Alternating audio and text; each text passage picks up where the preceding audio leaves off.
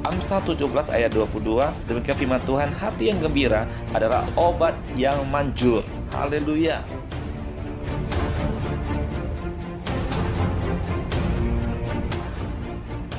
Jangan lupa subscribe dan like ya.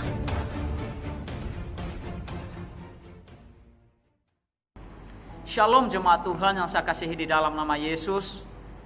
Apapun yang kita alami hari-hari ini, bagaimanapun keadaan kita saat ini, namun saya percaya bahwa kasih dan penyertaan Tuhan selalu baru dan tidak pernah berubah dalam setiap kehidupan kita, karena kita punya Tuhan yang adil dan setia.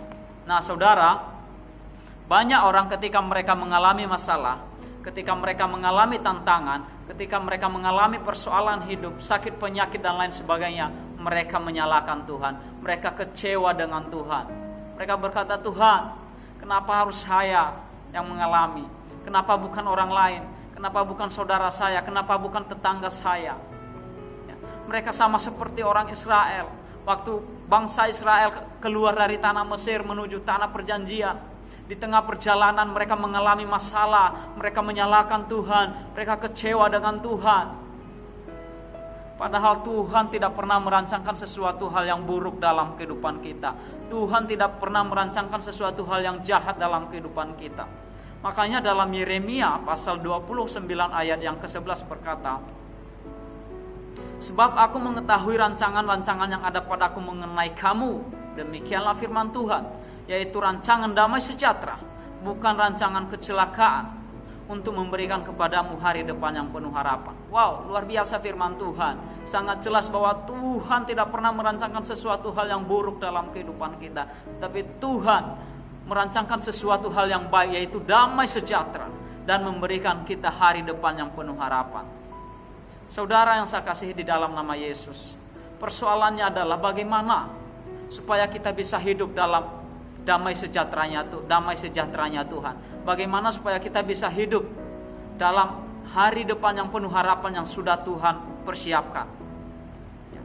Saya membagikan satu hal, ya, agar kita bisa hidup dalam damai sejahteranya Tuhan dan menerima hari depan yang penuh harapan, yaitu kita harus hidup sesuai dengan kehendaknya Tuhan. Kita harus hidup sesuai dengan kehendaknya Tuhan. Makanya di dalam Mazmur 37 ayat yang ke-23 dan 24 berkata, Tuhan menetapkan langkah orang yang berkenan kepadanya.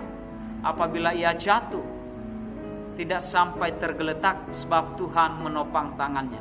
Wow, luar biasa saudara yang saya kasihi. Firman Tuhan jelas mengatakan bahwa Tuhan menetapkan langkah-langkah orang yang hidupnya berkenan di hadapannya. Apabila ia jatuh, tidak sampai tergeletak karena Tuhan menopang tangannya. Sangat jelas, ya. Saya mau katakan bagi saudara, ketika saudara mengalami masalah, ketika saudara mengalami tantangan, mari datang kepada Tuhan.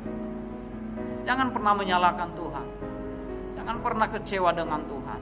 Karena Tuhan tidak pernah merancangkan sesuatu hal yang buruk dalam kehidupan kita.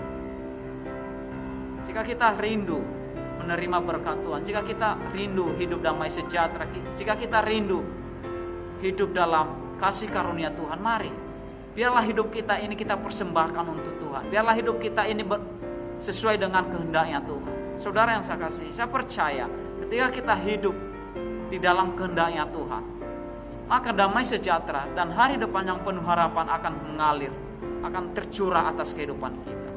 Terima kasih saudara, biarlah firman ini boleh menguatkan saudara, boleh menjadi berkat bagi saudara, bagi keluarga rumah tangga saudara.